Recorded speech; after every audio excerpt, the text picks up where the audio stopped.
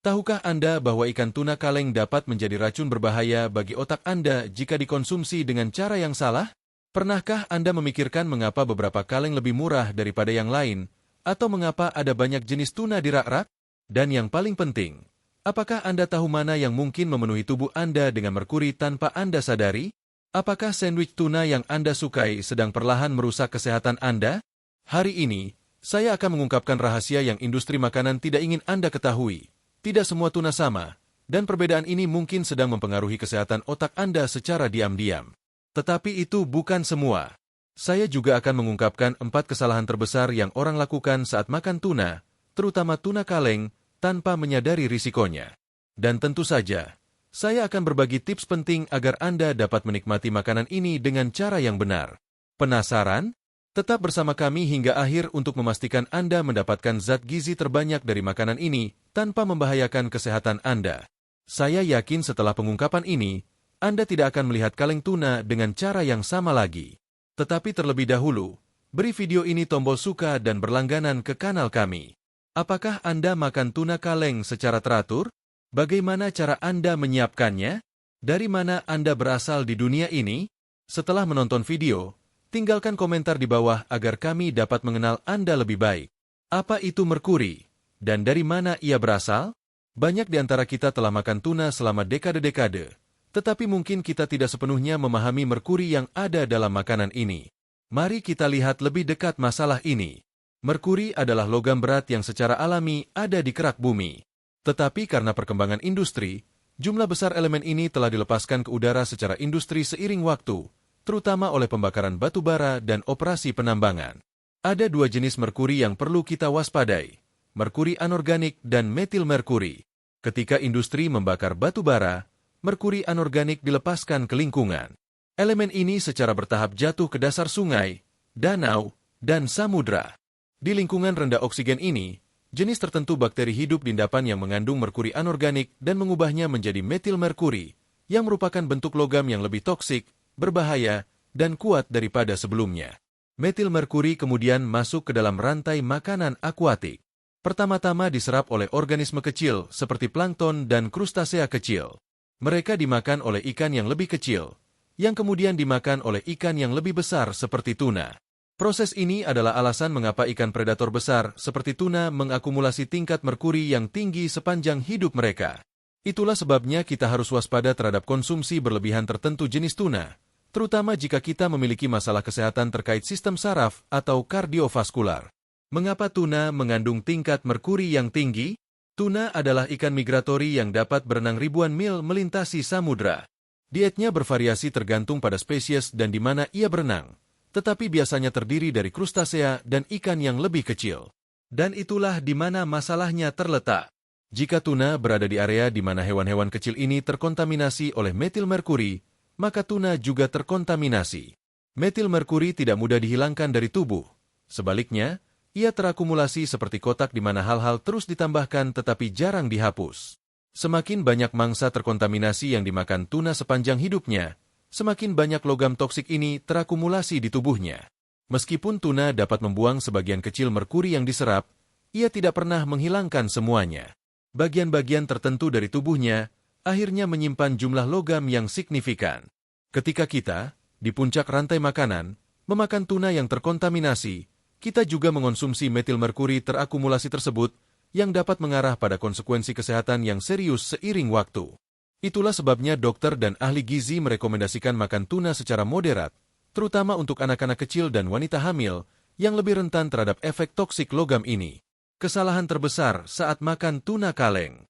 Sebelum Anda membuka kaleng tuna berikutnya, ini yang perlu Anda ketahui. Kesalahan 1. Tidak mengetahui berbagai spesies tuna.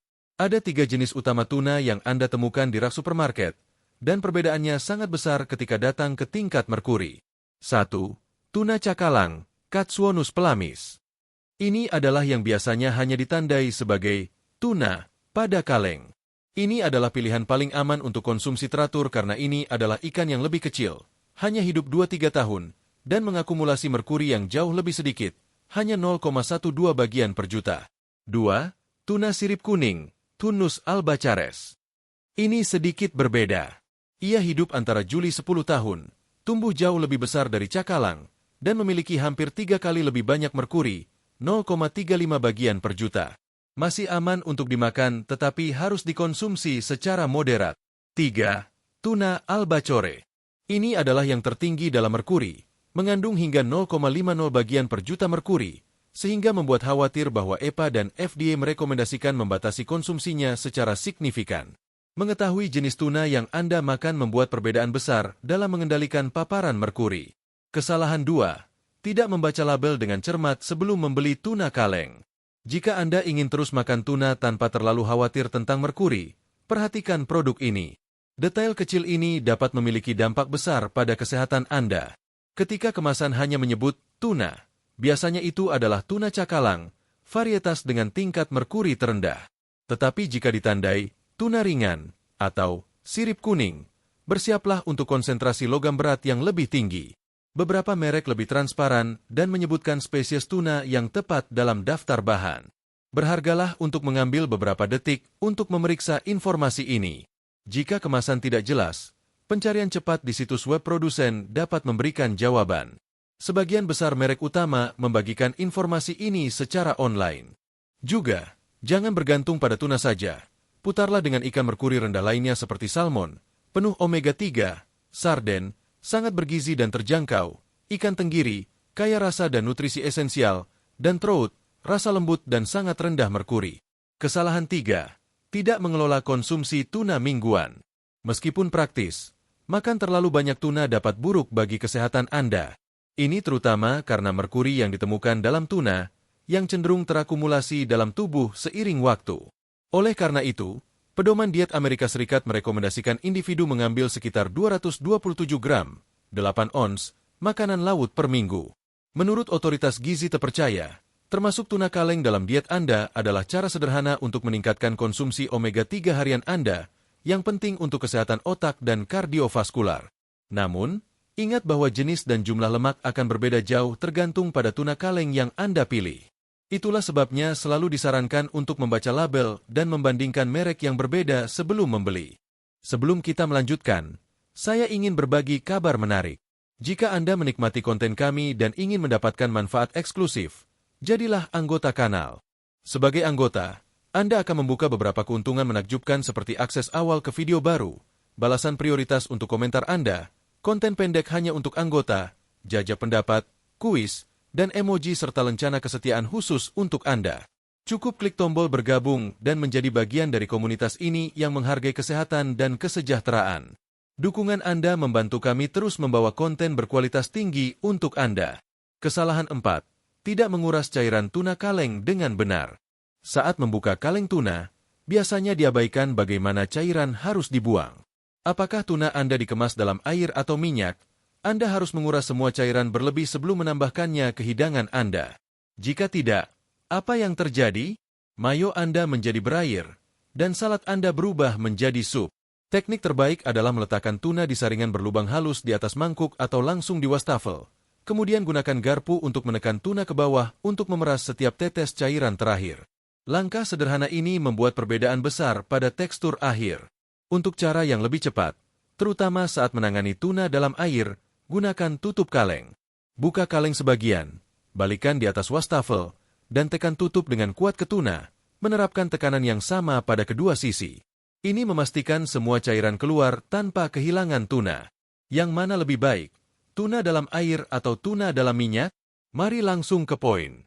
Tuna segar selalu menjadi pilihan terbaik, tetapi mari jujur, tuna kaleng adalah penyelamat nyawa untuk hari-hari sibuk, kan? Tetapi pernahkah Anda bertanya-tanya apakah lebih baik membeli tuna dalam air atau minyak? Jawabannya mungkin membuat Anda terkejut. Tuna kaleng mengandung logam seperti aluminium dari kaleng itu sendiri dan merkuri dari kontaminasi samudra. Berikut di mana hal-hal menjadi menarik. Logam-logam ini lipofilik, yang berarti mereka tertarik pada lemak. Tuna dalam minyak. Logam berat cenderung mengikat diri pada minyak daripada ikan. Jadi, ketika Anda menguras minyak dengan baik, Anda sebenarnya membuang sebagian besar kontaminan yang tidak diinginkan. Tuna dalam air. Karena tidak ada minyak untuk memerangkap logam, mereka tetap pada ikan itu sendiri, yang berarti Anda akhirnya mengonsumsi lebih banyak merkuri, bukan berita yang bagus, kan? Selain itu, Tuna dalam minyak memiliki lebih banyak kalori tetapi juga mengandung jumlah omega-3 dan vitamin D yang lebih tinggi dibandingkan dengan lawannya yang dikemas dalam air. Jadi, jika tujuan Anda adalah untuk mengurangi paparan merkuri, tuna dalam minyak yang dikuras dengan baik mungkin menjadi pilihan yang lebih bijak. Sebuah studi yang diterbitkan dalam Public Health Nutrition mengungkapkan wawasan menarik tentang tuna kaleng. Tuna yang dikemas dalam air bagus untuk mereka yang mencari manfaat omega-3 secara utama. Di sisi lain, tuna dalam minyak mungkin menjadi pilihan yang lebih baik untuk orang-orang yang membutuhkan asupan asam lemak esensial yang lebih tinggi, baik omega-3 maupun omega-6, yang tubuh tidak dapat menghasilkan sendiri dan harus diperoleh dari makanan. Ini sangat relevan untuk individu dengan fibrosis kistik yang membutuhkan tambahan lemak sehat dalam diet mereka. Untuk menikmati tuna tanpa terlalu khawatir tentang merkuri, perhatikan kaleng yang hanya ditandai sebagai tuna. Ini biasanya cakalang yang memiliki tingkat merkuri yang jauh lebih rendah. Ambil waktu untuk membaca label dengan cermat, dan jika ragu, lakukan penelitian cepat tentang merek. Tujuan bukan untuk berhenti makan tuna. Ini adalah makanan yang sangat bergizi. Tetapi, lebih baik membuat pilihan yang lebih bijak. Juga, campur dengan ikan merkuri rendah lainnya seperti sarden dan salmon, dan jaga porsi mingguan Anda. Dengan cara ini, Anda dapat mempertahankan diet yang lezat dan bergizi tanpa risiko yang tidak perlu. Sekarang setelah Anda tahu tentang kesalahan-kesalahan umum ini, mereka mudah untuk dihindari. Jadi, ketika Anda mengambil kaleng tuna di supermarket berikutnya, ingatlah 4 kesalahan ini. Pernahkah Anda melakukan kesalahan-kesalahan ini saat membeli atau makan tuna? Apakah Anda memiliki cara kreatif untuk menikmati tuna? Bagikan pengalaman Anda di komentar. Jika Anda menemukan video ini berguna, ketik "ya" di komentar di bawah. Juga, pastikan untuk memeriksa 2 video yang kami pilih khusus untuk Anda. Terima kasih telah menonton. Sampai jumpa di lain waktu.